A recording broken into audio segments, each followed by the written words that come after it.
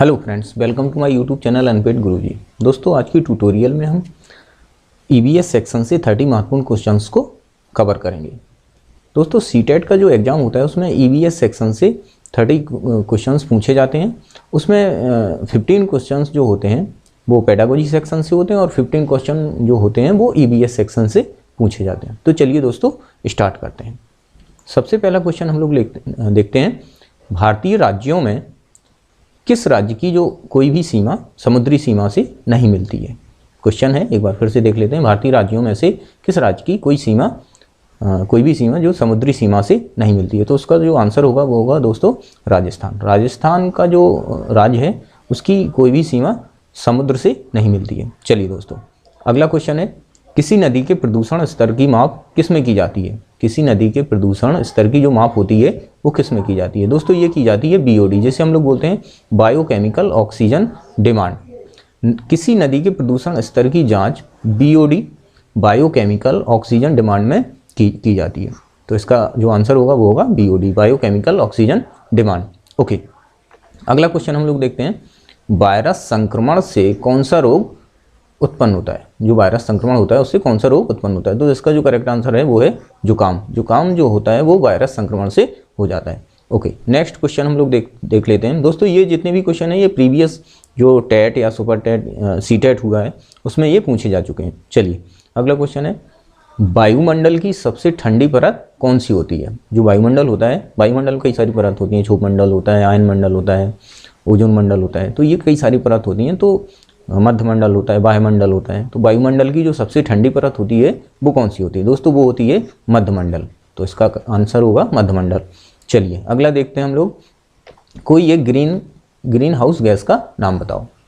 दोस्तों, क्वेश्चन है, कोई भी एक ग्रीन गैस हाउस का नाम बताओ। दोस्तों, उसका आंसर होगा मीथेन।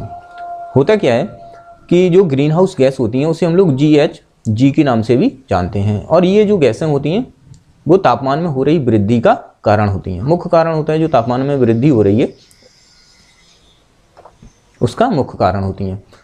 दोस्तों, कुछ जो प्रमुख ग्रीन हाउस गैसें हैं, जो मुख्य 6 ग्रीन हाउस गैसें हैं उन्हें हम लोग कहते हैं कार्बन डाइऑक्साइड, अगली है मीथेन, एक है नाइट्रस ऑक्साइड, एक है हाइड्रोफ्लोरोकार्बन और एक है परफ्लोरोकार्बन, एक है हेक्साफ्लोराइड। तो ये कुछ ग्रीन हाउस गैसें होती हैं। चलिए दोस्तों, अगला हम लोग देखते हैं। अगला क्वेश्चन है, भारत में अवस्थापित होने वाला प्रथम राष्ट्रीय उद्यान कौन सा है। भारत में अवस्थापित होने वाला प्रथम राष्ट्रीय उद्यान कौन सा है। दोस्तों, ये है जिम कॉर्बेट। जो जिम कॉर्बेट है वो सबसे पहले भारत में राष्ट्रीय उद्यान स्थापित किया गया था। दोस्तों, होता क्या है, जो जिम कॉर्बेट राष्ट्रीय उद्यान है वो उत्तराखंड के नैनीताल जिले में 1936 में स्थापित किया गया था। 1936 में स्थापित किया गया था और ये है कहाँ, उत्तराखंड के नैनीताल जिले में। चलिए, अगला देखते हैं, भारत में प्रोजेक्ट टाइगर की स्थापना कब हुई थी। भारत में प्रोजेक्ट टाइगर की स्थापना कब हुई थी। दोस्तों, ये हुई थी 1973 में। तो इसका जो आंसर हो जाएगा वो हो जाएगा 1973 में। दोस्तों, बाघों की घटती हुई संख्या को देखते हुए भारत सरकार द्वारा जिम कॉर्बेट उद्यान में बाघ परियोजना शुरू की गई थी। बाघों की जो संख्या घट रही थी तो उसको देखते हुए भारत सरकार द्वारा जिम कॉर्बेट जो उद्यान है उसमें बाघ परियोजना शुरू की गई थी और इसे नाम दिया गया था प्रोजेक्ट टाइगर। और ये शुरुआत कब की गई थी, 1973 में। चलिए, अगला क्वेश्चन है, नाथुला दर्रा भारत के किस राज्य में स्थित है। नाथुला जो दर्रा है वो भारत के किस राज्य में स्थित है। दोस्तों, ये है सिक्किम में। कहाँ पर है, सिक्किम में। और इसकी जो ऊंचाई है वो है 14,200 फीट ऊंचाई।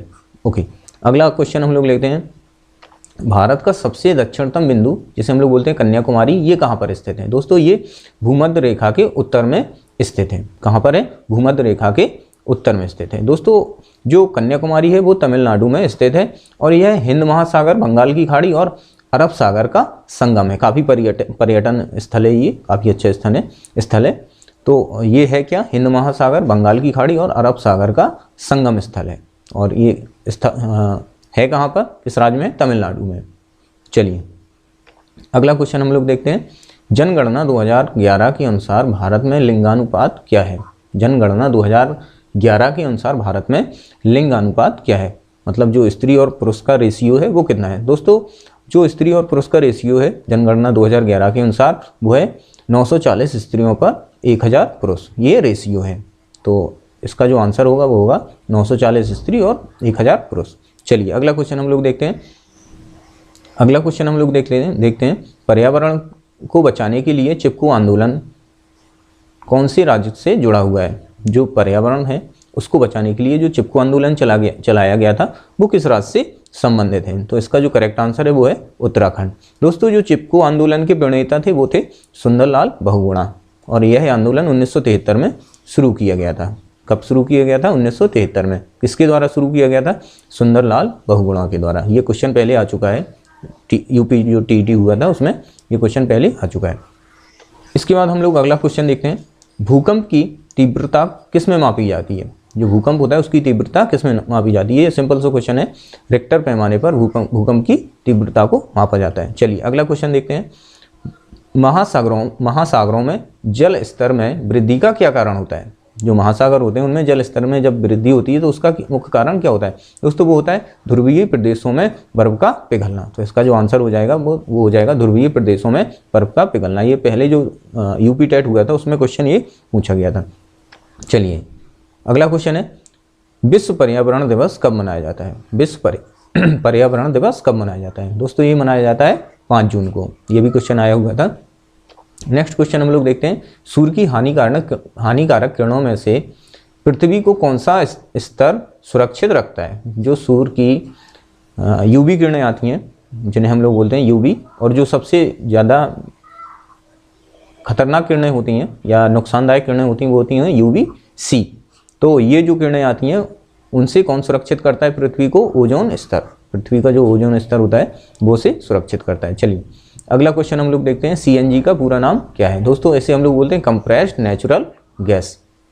क्या बोलते हैं? Compressed natural gas, CNG. Okay अगला क्वेश्चन हम लोग देखते हैं, हवा में उपस्थित ऑक्सीजन का प्रतिशत कितना होता है? जो हवा होती है उसमें उपस्थित ऑक्सीजन का प्रतिशत कितना होता है? दोस्तों ये होता है 21%, 21%। और होता क्या है कि हवा में जो सबसे ज़्यादा गैस का प्रतिशत होता है वो होता है नाइट्रोजन गैस। कौन सी होती है? Nitrogen gas.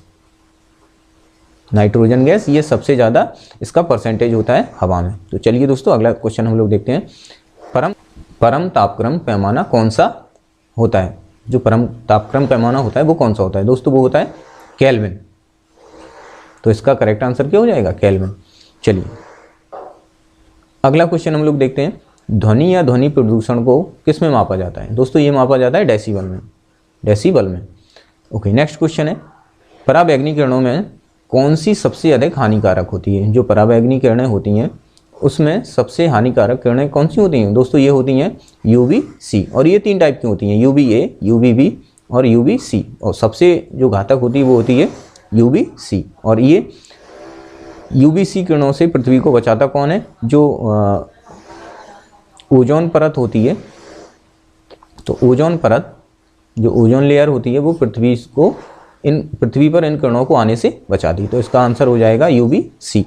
अगला क्वेश्चन हम लोग देखते हैं, भारत में कौन सी एजेंसी मुख्य रूप से प्रदूषण मापने से संबंधित है? दोस्तों ये है केंद्रीय प्रदूषण नियंत्रण बोर्ड। भारत में कौन सी एजेंसी मुख्य रूप से प्रदूषण के मापने से संबंधित है? तो दोस्तों ये है केंद्रीय प्रदूषण नियंत्रण बोर्ड। तो इसका आंसर हो जाएगा केंद्रीय प्रदूषण नियंत्रण बोर्ड। अगला क्वेश्चन हम लोग देखते हैं, गंगा नदी कहाँ से निकलती है? दोस्तों ये निकलती है गंगोत्री ग्लेशियर से। जो गंगा नदी है वो कहाँ से निकलती है? गंगोत्री ग्लेशियर से। दोस्तों जो गंगा नदी है वो भारत की सबसे लंबी नदी है। कौन सी है? सबसे लंबी नदी। और इसकी लंबाई कितनी है? 2525 किलोमीटर। यह भारत के 5 राज्यों से होकर जाती है। और ये राज्य कौन कौन से हैं? उत्तराखंड है, उत्तर प्रदेश है, झारखंड है, बिहार है और पश्चिम बंगाल है। जो गंगा नदी है वो कहाँ से निकलती है? गंगोत्री ग्लेशियर से।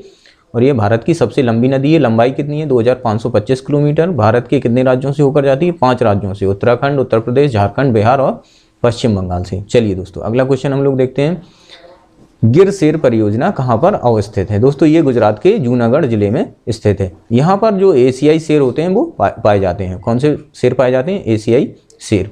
चलिए अगला क्वेश्चन हम लोग देखते हैं, तिब्बत की सांगपो नदी भारत में किस नाम से जानी जाती है? ये महत्वपूर्ण क्वेश्चन है। प्रीवियस जो टीईटी हुआ है उसमें ये क्वेश्चन पूछा जा चुका है। तिब्बत की सांगपो नदी भारत में किस नाम से जानी जाती है? दोस्तों ये जानी जाती है ब्रह्मपुत्र नदी।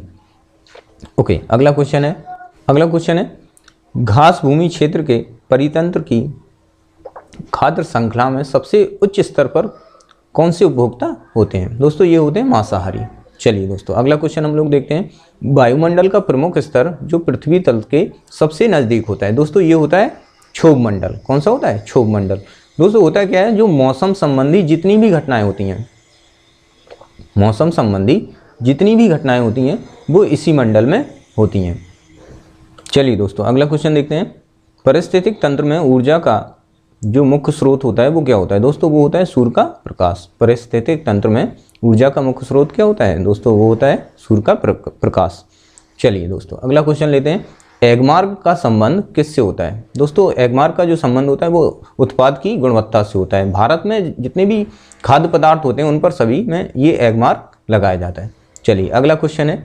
वन्य जीव सुरक्षा अधिनियम कब पारित किया गया था? अगला क्वेश्चन है। वन्य जीव सुरक्षा अधिनियम कब पारित किया गया था? दोस्तों ये किया गया था 1972 में।